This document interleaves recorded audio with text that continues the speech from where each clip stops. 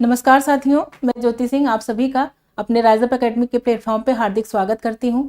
बच्चों, हमने 4 chapter wise mock test कर लिए हैं, जिसके हैंड रिटन नोट्स आपको टेलीग्राम ग्रुप से मिल गए होंगे। आशा करती हूँ कि आपने अच्छे से प्रैक्टिस की होगी।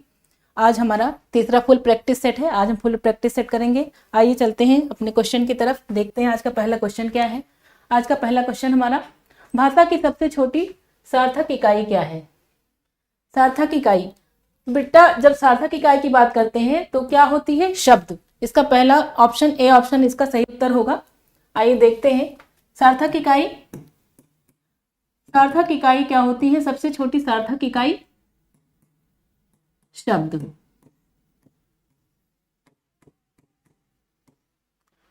मौखिक इकाई, सबसे छोटी भाषा की सबसे छोटी मौखिक इकाई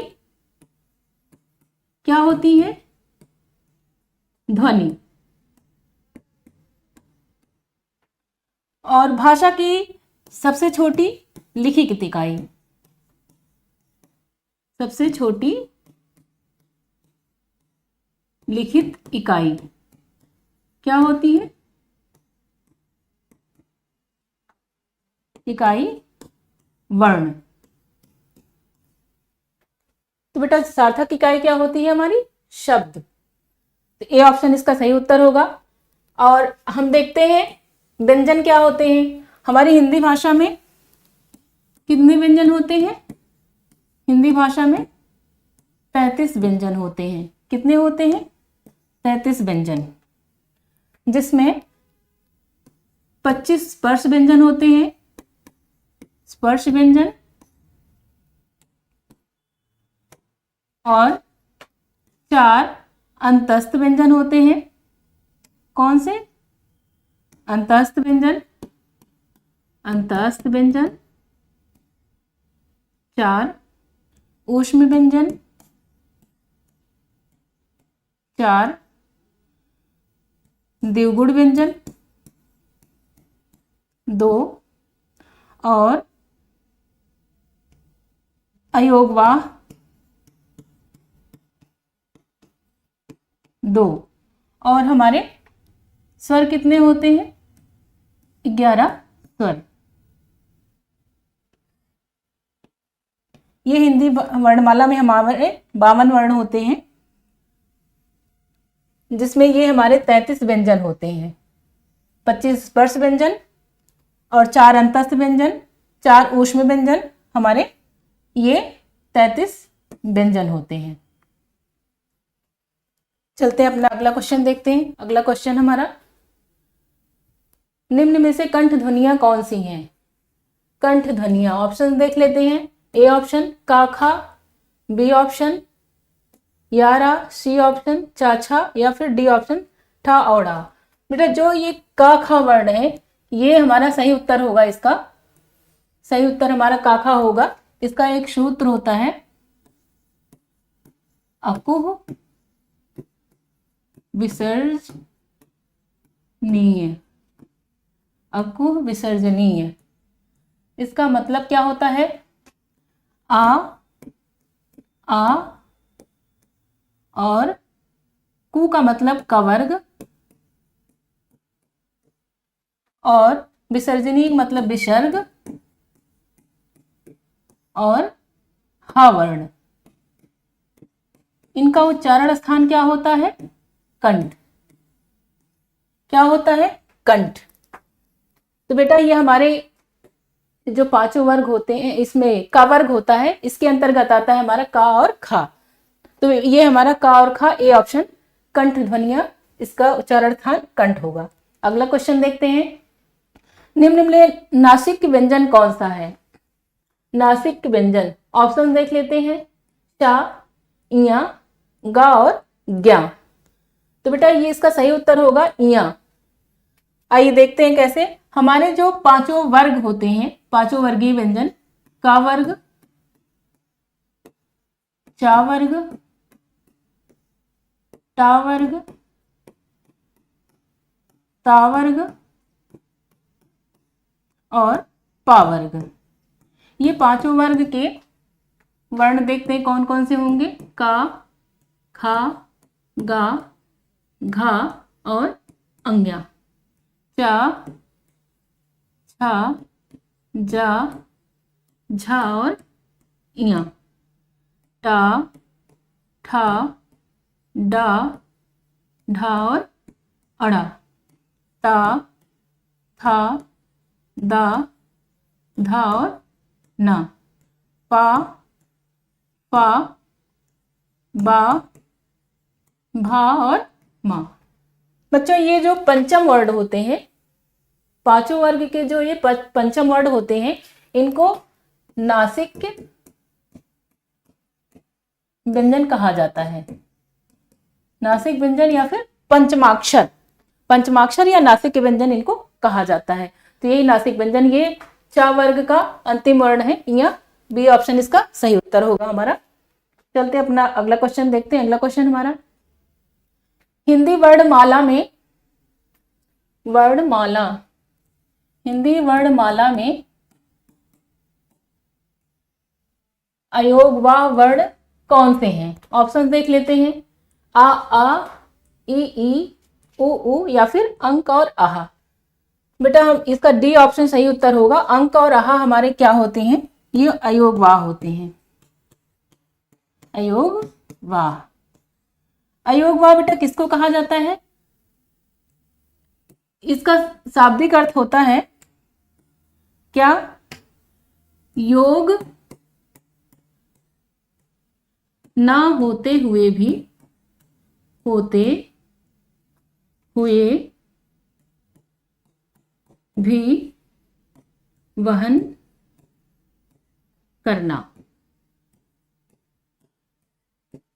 इसका मतलब क्या होता है कि ये जो अयोगवाह होते हैं हमारे, ये ना तो स्वर होते हैं और ना ही व्यंजन, ये दोनों के साथ समान रूप से चलते हैं। आइए उदाहरण के माध्यम से हम देखते हैं कैसे। जैसे एक शब्द है अंगद, एक शब्द है अंगूर। रंग, ढंग, भंग। बच्चों देखिए, जैसे ये स्वर का रूप है और ये व्यंजन का रूप है, लेकिन इनका ये अनुस्वार जो है, इसका रूप देखिए यहाँ पे भी उसी तरह है और यहाँ पे भी उसी तरह है, उसी तरह प्रयोग हुआ है। यही बात ये कह रहा है कि ये ना तो स्वर होते हैं ना तो व्यंजन होते हैं, बल्कि ये स्वरों के सहारे चलते हैं। इनको हम अयोगवाह कहते हैं। आइए, आशा है आपको अच्छे से समझ आया होगा। देखते हैं अपना अगला क्वेश्चन। अगला क्वेश्चन हमारा, निम्न में से बताइए किस शब्द में द्वित्व व्यंजन है? पहले तो हम ये देखते हैं द्वित्व व्यंजन होता क्या है। द्वित्व मतलब दो, मतलब एक ही व्यंजन जब दो बार आए तो वो द्वित्व व्यंजन होता है। एक ही समान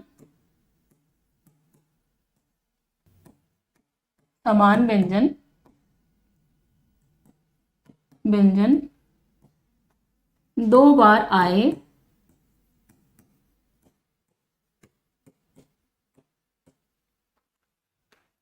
पहली बार जो व्यंजन आए वो स्वर रहित और दूसरा जो व्यंजन होगा वो स्वर सहित होगा। ये स्वर रहित होगा तो ये हलंत रहता है। हलंत, हलंत का मतलब आधा वर्ण, आधा वर्ण। उदाहरण हम देखते हैं, जैसे उदाहरण हम ले लेते हैं दिल्ली, लल्ला, रस्सी। इसमें बेटा देखो एक वर्ण यहाँ पे ये आधा वर्ण है, हलंत वर्ण, और एक ये हलंत वर्ण, यहाँ पे भी देखिए हलंत वर्ण, और जो दूसरा व्यंजन आया हुआ है ये स्वर के साथ आया हुआ है, बड़ी ई के स्वर के साथ, और इसमें बड़ा आ के साथ आया हुआ है, इसमें भी बड़ी ई के साथ आया हुआ है। यही चीज ये बोल रहा है, एक व्यंजन जो आएगा पहला वो स्वर रहित होगा यानी कि आधा वर्ण जैसे ये, और दूसरा स्वर सहित होगा जैसे कि ये। तो इसमें उत्तर क्या होगा हमारा? सी ऑप्शन दिल्ली इसका सही उत्तर होगा। द्वित्व व्यंजन। आशा है आपको द्वित्व व्यंजन अच्छे से समझ आया होगा। देखते हैं अपना अगला क्वेश्चन। अगला क्वेश्चन हमारा, संज्ञा की द्विरुक्त हो तो उनके बीच कौन सा चिन्ह लगता है? द्विरुक्त का मतलब होता है दो बार आना, दो बार आना। अब ये बात कर रहा है संज्ञा की द्विरुक्त, मतलब संज्ञा शब्द दो बार आएगा तो संज्ञा की द्विरुक्त होगी। तो इसके बीच में कौन सा चिन्ह प्रयोग करते हैं? अवतरण चिन्ह, योजक चिन्ह, कोष्टक चिन्ह या फिर निर्देशक चिन्ह। तो अवतरण चिन्ह कैसे लगता है? ऐसे ऐसे। योजक चिन्ह ऐसे। कोष्टक चिन्ह कैसे लगता है? और निर्देशक चिन्ह इस तरह। तो आइए उदाहरण से समझते हैं। जैसे संज्ञा की बात हो रही है तो जब ये घर घर हम दो बार लिखेंगे तो इसके बीच में ये क्या आता है? योजक चिन्ह। इसका सही उत्तर क्या होगा? बी ऑप्शन, योजक चिन्ह आएगा। जैसे द्वार, द्वार, ये संज्ञा की द्विरुक्त हो रही, मतलब एक ही संज्ञा शब्द दो बार आना, द्विरुक्त।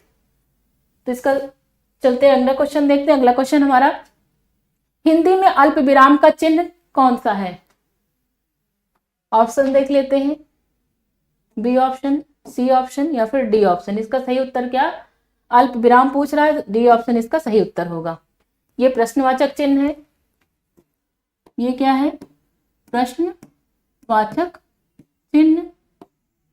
ये है विस्मयादि बोधक चिन्ह, विस्मयादि बोधक। विस्मयादि बोधक। ये है पूर्ण विराम, पूर्ण विराम। चलते हैं अपना अगला क्वेश्चन देखते हैं। अगला क्वेश्चन हमारा, मनोविकार सूचक शब्दों, वाक्यांशों तथा वाक्यों के अंत में किस चिन्ह का प्रयोग किया जाता है? मनोविकार सूचक। जब हम मनोविकार की बात करेंगे तो वहां पर हमारा क्या आता है? विस्मय बोधक चिन्ह आता है। इसका सही उत्तर क्या होगा? विस्मय बोधक चिन्ह। चलते हैं अपना अगला क्वेश्चन देखते हैं। अगला क्वेश्चन हमारा, कौन सा शब्द शुद्ध है? इसमें शुद्ध शब्द बताना है। कौन सा है? 46, 46, 46 या फिर 46। इसमें बेटा सारे ऑप्शन ही गलत दिखाई दे रहे हैं, क्योंकि 46 कैसे लिखा जाता है? 46। इसका सही उत्तर क्या होता है? 46। ये इसका सही उत्तर होगा। अगला क्वेश्चन देखते हैं। अगला क्वेश्चन हमारा, अशुद्ध शब्द है।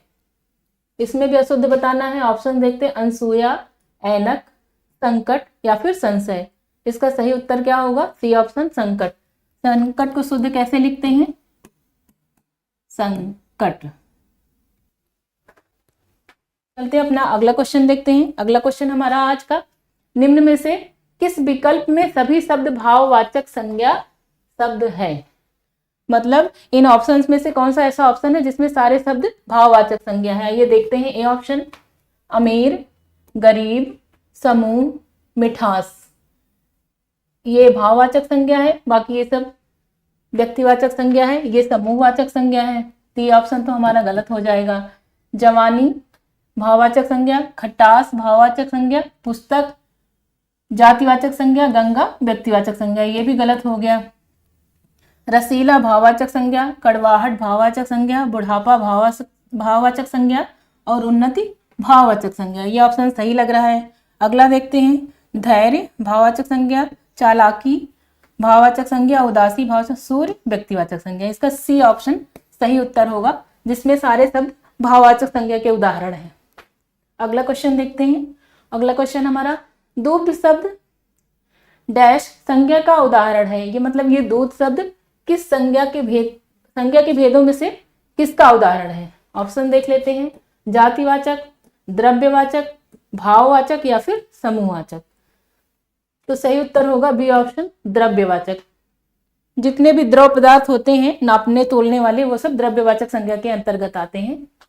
अगला क्वेश्चन देखते हैं। गाय कौन सी संज्ञा है? आइए देखते हैं गाय शब्द। ए ऑप्शन जातिवाचक, व्यक्तिवाचक, भाववाचक या फिर द्रव्यवाचक। इसका सही उत्तर होगा जातिवाचक, क्योंकि गाय शब्द में हमारी जितनी भी तरह की संसार में गाय होती हैं उन सबकी बात की जा रही है कि गाय में कौन सी संज्ञा है, तो जातिवाचक संज्ञा होगी। अगला क्वेश्चन देखते हैं। कक्षा शब्द कक्षा हिंदी व्याकरण के अनुसार संज्ञा के भेदों की किस श्रेणी में आता है? मतलब ये कक्षा शब्द संज्ञा के भेदों में से किस भेद में आएगा? समूहवाचक संज्ञा, व्यक्तिवाचक संज्ञा, भाववाचक संज्ञा, जातिवाचक संज्ञा। इसका सही उत्तर होगा समूहवाचक संज्ञा, क्योंकि कक्षा में ये विद्यार्थियों का समूह होगा, उसमें बैठेंगे बच्चे, तो ये समूह की बात कर रहा है, तो समूहवाचक संज्ञा की बात सही उत्तर होगा इसका। अगला क्वेश्चन देखते हैं। निम्नलिखित में सर्वनाम है। आइए देखते हैं। घर, आप, पहाड़ या फिर नदी।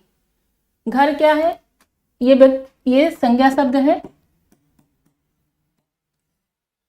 आप क्या है? ये सर्वनाम शब्द है। कौन सा सर्वनाम? निजवाचक। निजवाचक सर्वनाम। पहाड़ क्या है? संज्ञा शब्द है। नदी क्या है? ये भी संज्ञा शब्द है। निजवाचक सर्वनाम में और कौन कौन से शब्द आते हैं? जैसे स्वतः,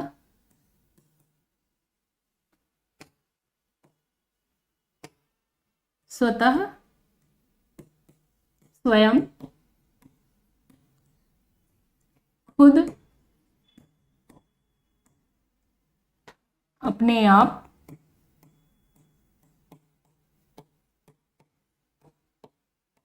आप। तीन निजवाचक सर्वनाम के उदाहरण हैं। इसमें सही उत्तर क्या होगा? बी ऑप्शन, आप।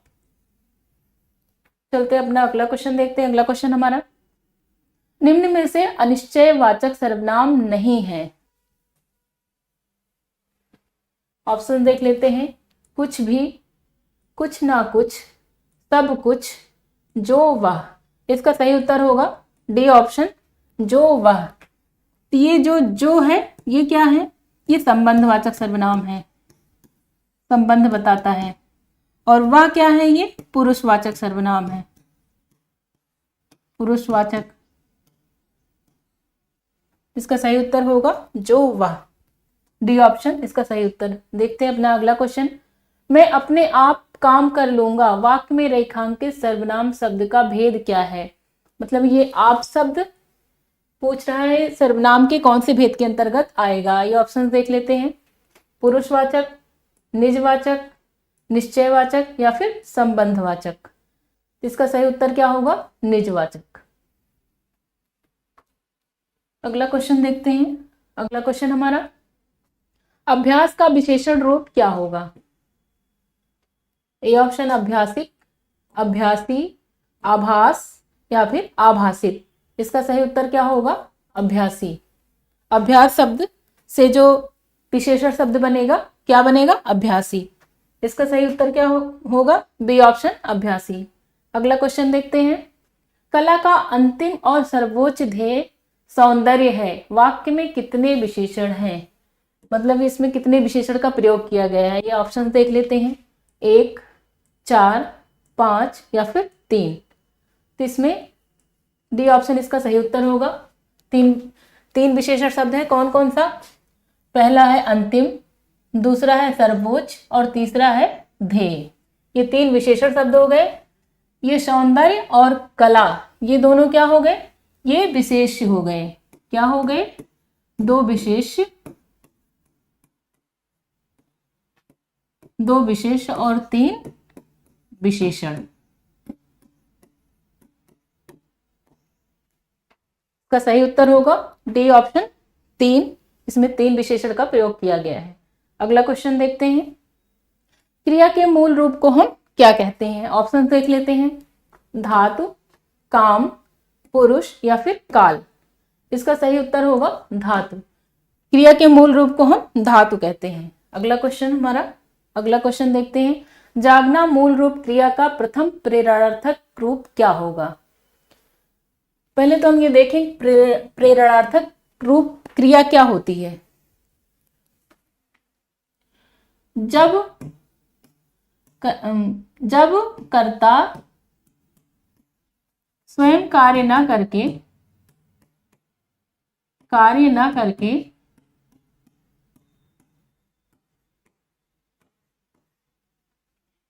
किसी दूसरे को प्रेरणा देता है,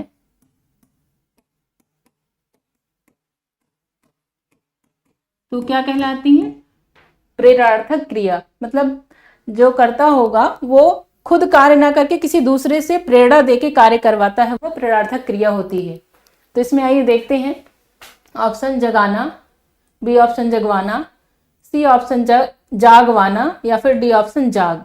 इसका सही उत्तर क्या होगा? जगाना। प्रथम प्रेरणार्थक। हाँ, एक चीज इसमें और है, इसमें दो तरह से प्रेरणार्थक बनाए जाते हैं, एक प्रथम प्रेरणार्थक और दूसरा द्वितीय प्रेरणार्थक। इसमें हम क्या लगाते हैं? आना और इसमें वाना। जैसे जागना क्रिया है तो जागना क्रिया में क्या हो जाएगा? जगाना। और अगर हम इसका द्वितीय प्रेरणार्थक पूछे क्वेश्चन में तो क्या हो जाएगा इसका? जगवाना। दो तरह से प्रेरणार्थक क्रिया बनती है। इसके दो, प्रथम और द्वितीय। प्रथम में आना प्रत्यय लगता है और दूसरे में वाना प्रत्यय लगता है। तो जब जागना क्रिया है, इसमें जब आना लगाएंगे तो जगाना होगा, अब वाना का प्रयोग करेंगे तो जगवाना हो जाएगा। चलते अपना अगला क्वेश्चन देखते हैं। अगला क्वेश्चन हमारा, कर्म के आधार पर क्रिया के कितने भेद होते हैं? क्रिया के भेद कर्म के आधार पर। ऑप्शन देख लेते हैं, 3, 4, 6 और 2। इसका सही उत्तर क्या होगा? 2। कौन कौन से हम देख लेते हैं क्रिया के भेद। क्या होगी? सार्थक और निरर्थक। सार्थक क्रिया क्या होती है? जिसमें कर्म साथ होता है वो सार्थक क्रिया होती है, और जिसमें कर्म नहीं होता है वो निरर्थक क्रिया होती है। अगला क्वेश्चन देखते हैं हम, अविकारी शब्द क्या होता है? आइए देखते हैं। ए ऑप्शन संज्ञा, सर्वनाम, अव्यय या फिर विशेषण। इसका सही उत्तर क्या होगा? अव्यय। अविकारी शब्द कहते किसको हैं? ऐसे शब्द जिसमें लिंग, वचन, कारक के द्वारा विकार उत्पन्न नहीं होता है, उनको हम क्या कहते हैं? अविकारी शब्द। उदाहरण देख लेते हैं, जैसे अतः, तब, कब। ये सब शब्द हैं, ऐसे हैं जिनके ऊपर वचन, लिंग और कारक का कोई प्रभाव नहीं पड़ता है, ये इसी तरह रहते हैं वाक्य में, तो इनको अव्यय कहा जाता है, ये अविकारी होते हैं। चलते हैं अपना अगला क्वेश्चन देखते हैं। अगला क्वेश्चन हमारा, वह काम नहीं करता है, वाक्य में अव्यय पद है। वह काम नहीं करता है। आइए देख लेते हैं ऑप्शंस। वह, काम, नहीं या फिर करता। इसका सही उत्तर क्या होगा? नहीं। नहीं एक अव्यय शब्द है, इसको हम किसी भी लिंग या वचन के साथ जब लिखेंगे तो नहीं इसी रूप में रहेगा, वो नहीं बदलता है, ये इसी तरह लिखा जाता है। अगला क्वेश्चन देखते हैं। जो शब्द क्रिया की विशेषता बताए उसको डैश कहते हैं। क्रिया की विशेषता जो बताते हैं उनको क्या कहते हैं? क्रिया विशेषण, क्रिया रूप, क्रिया भेद या फिर प्रतिक्रिया। तो सही उत्तर क्या होगा? क्रिया की विशेषता बताने वाले को हम क्या कहते हैं? क्रिया विशेषण। अगला क्वेश्चन देखते हैं। अगला क्वेश्चन हमारा, काला घोड़ा तेज दौड़ता है। इसमें क्रिया विशेषण है, काला घोड़ा तेज दौड़ता है। आइए देख लेते हैं, घोड़ा, तेज या फिर काला, या फिर दौड़ता है? तो बेटा इसका सही उत्तर क्या होगा? तेज। ये तेज जो है ये क्या कर रहा है? ये क्रिया की विशेषता बता रहा है कि घोड़ा कैसे दौड़ता है, बहुत तेज दौड़ता है, घोड़ा तेज दौड़ता है। तो क्रिया की विशेषता बता रहा है ये, इसलिए ये क्रिया विशेषण होगा। अगला क्वेश्चन, निम्न में से कौन सा शब्द पुल्लिंग है? आइए देखते हैं। आशा, कष्ट, क्षमा या फिर सेना? बेटा पुल्लिंग और स्त्रीलिंग देखने के लिए बहुत एक सरल उपाय है। आइए देखते हैं हम कैसे कर सकते हैं। हम अच्छा और अच्छी का प्रयोग करके, मेरा मेरी का प्रयोग करके हम पुल्लिंग स्त्रीलिंग बहुत आसानी से निकाल सकते हैं। आइए देखते हैं। आशा के साथ क्या लगेगा? मेरा या मेरी? ये हो जाए, इसमें लगेगी मेरी आशा, कि मेरा आशा, मेरी आशा होती थी, ये क्या हो जाएगा? ये स्त्रीलिंग शब्द हो जाएगा। कष्ट क्या होता है? मेरा कष्ट या फिर मेरी कष्ट? ये क्या होता है? मेरा कष्ट, ये क्या हो जाएगा? पुल्लिंग।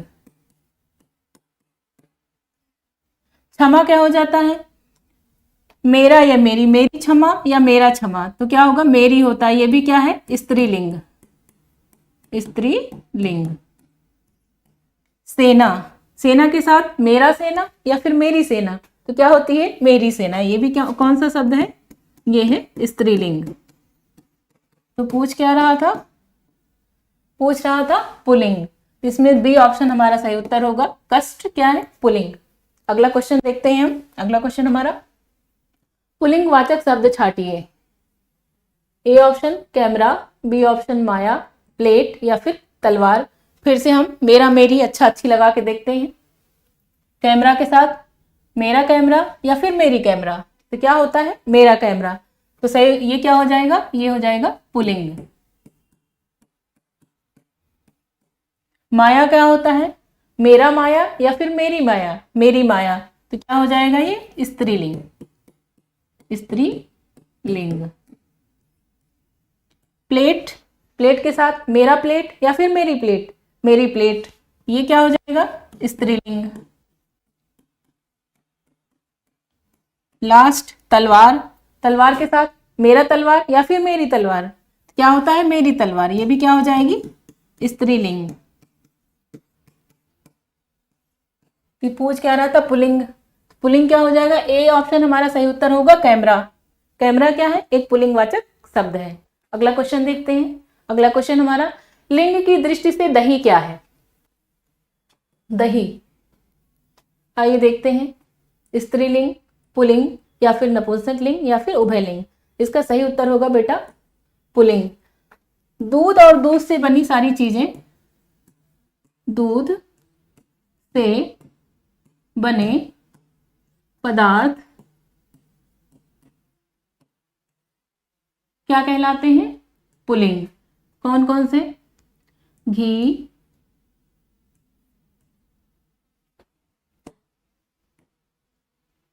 घी, दही, खोया, एक शब्द ध्यान दीजिएगा, दूध से बनता है छाछ, लेकिन ये छाछ क्या होता है? स्त्रीलिंग। ये है अपवाद। क्या है? अपवाद।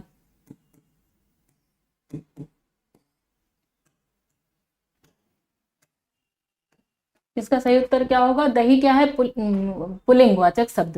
बेटा इस छाछ को जरूर याद रखना। ये तो आपको आप याद ही कर लेंगे, दूध से बने सारे शब्द क्या होते हैं? पुल्लिंग होते हैं, लेकिन ये छाछ हमारा जो दूध से बनता है ये स्त्रीलिंग होता है। चलते अपना अगला क्वेश्चन देखते हैं। अगला क्वेश्चन हमारा, निम्न में से गुरु शब्द का स्त्रीलिंग कौन सा होगा? स्त्रीलिंग गुरु शब्द। आइए ऑप्शन देख लेते हैं। गुरुनी, गुरुआइन, गुरुआनी या फिर गुरुवती? सही उत्तर क्या होगा? बी ऑप्शन गुरुआइन इसका सही उत्तर होगा। गुरु का स्त्रीलिंग गुरुआइन। अगला क्वेश्चन देखते हैं। कुर्सी पर मास्टर जी बैठे हैं, इस वाक्य में कुर्सी शब्द, कुर्सी शब्द, कुर्सी शब्द किस कारक में है? तो यहां पर कारक का चिन्ह क्या लगा है? पर किसका होता है? आइए हम पहले देखते हैं कारक कौन कौन से हैं। हिंदी में 8 कारक होते हैं। कर्ता, कर्म, करण, संप्रदान,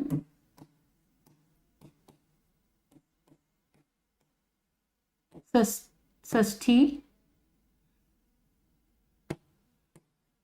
संबंध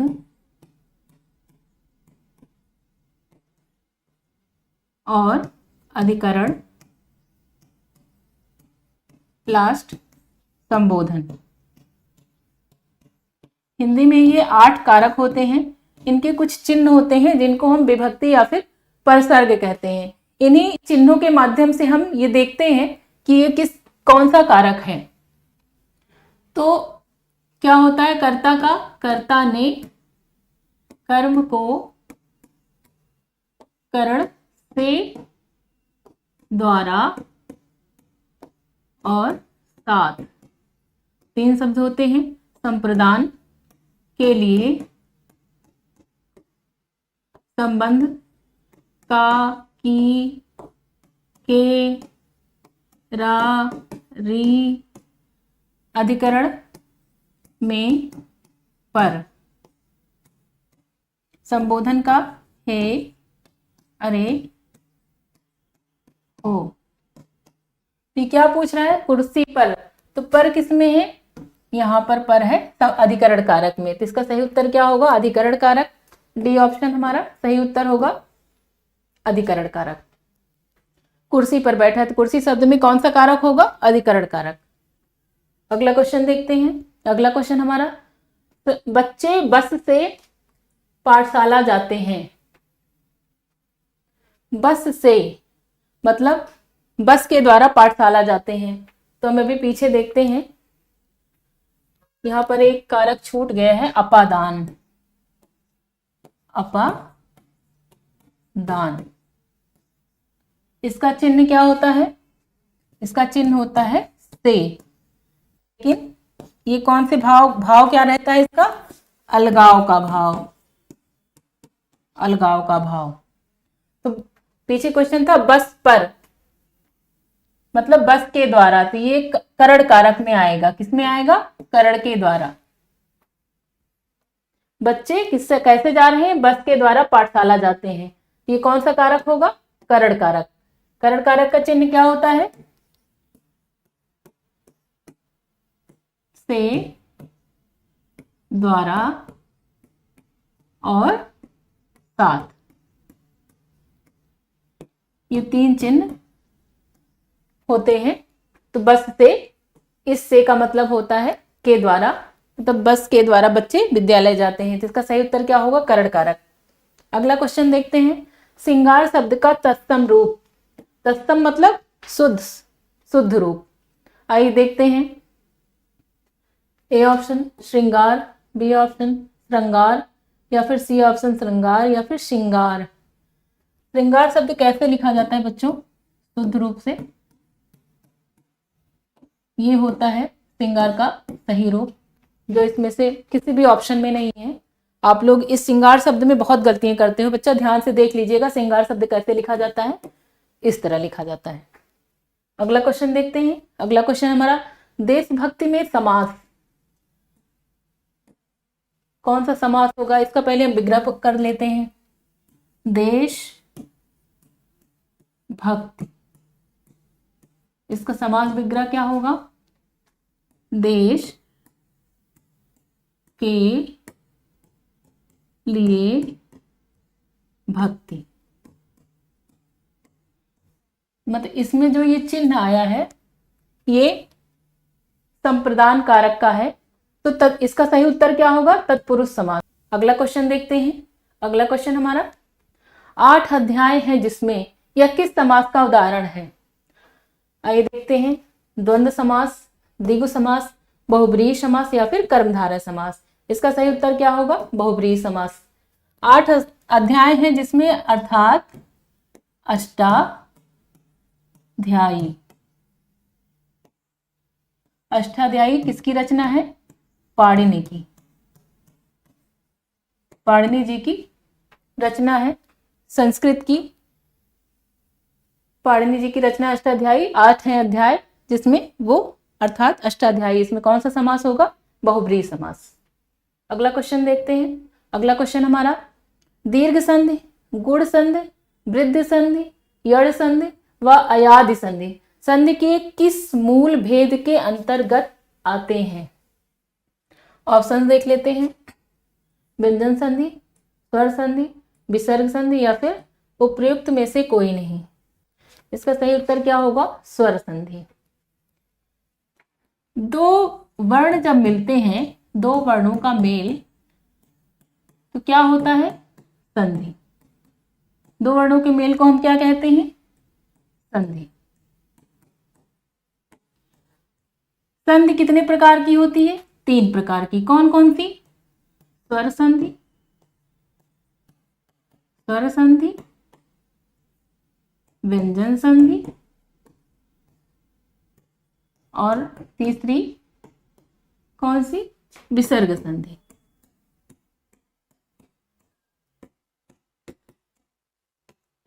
इस स्वर संधि में जब दो वर्ण मिलते हैं तो इसमें दो वर्ण यहां और यहां स्वर होने चाहिए।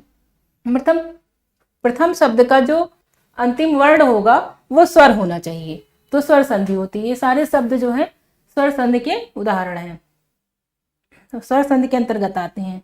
अगला क्वेश्चन, एक तो नौकरी गई और पैसों से भरा बैग भी चोरी हो गया। इसके लिए कौन सा मुहावरा उपयुक्त होता है? कभी घना, कभी मुट्ठी भर चना, कंगाली में आटा गीला, खग जाने खग की ही भाषा, काला अक्षर भैंस बराबर। इसका सही उत्तर क्या होगा? कंगाली में आटा गीला। मतलब एक तो पहले से मुसीबत थी, एक मुसीबत थी और एक और आ गई, वो चीज है। अगला क्वेश्चन, कबीर जी की रचनाएं निम्न में से किसमें संकलित हैं? ऑप्शन देख लेते हैं। मृगावती, सूरसागर, पदावली या फिर बीजक। सही उत्तर होगा हमारा बीजक। इसमें साखी, सबद और रामायणी, इन तीनों रचनाओं का संकलन है कबीरदास जी की एकमात्र रचना बीजक। पदावली किसकी है? ये तुलसीदास जी की रचना है। किसकी? तुलसीदास जी की। सूरसागर सूरदास जी की रचना है। मृगावती कुतुबन जी की रचना है। इसका सही उत्तर क्या होगा? बीजक, कबीरदास जी की रचना। अगला क्वेश्चन, रामचरितमानस में कितने सोपान हैं? 5, 6, 7 या फिर 8। इसका सही उत्तर होगा 7। तुलसीदास जी द्वारा रचित रामचरितमानस, इसमें 7 सोपान है। सोपान या फिर क्या होते हैं? कांड। कौन कौन से हैं? बालकांड, अयोध्या कांड, अयोध्या कांड, अरण्य कांड, किष्किंधा कांड,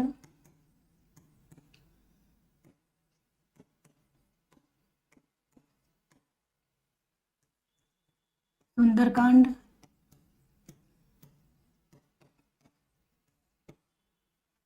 लंका कांड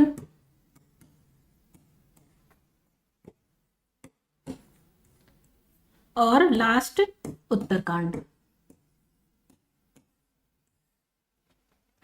ये 7 कांड हैं, रामचरितमानस के 7 कांड। अगला क्वेश्चन देखते हैं, पद्मावत के रचनाकार कौन है? जायसी, नरहर, मोहम्मद अली या फिर कोई नहीं। इसका सही उत्तर होगा ए ऑप्शन, मलिक मोहम्मद जायसी पद्मावत के रचनाकार हैं। ये आज का लास्ट क्वेश्चन है। मिलते हैं अपनी अगली क्लास में, तब तक के लिए धन्यवाद।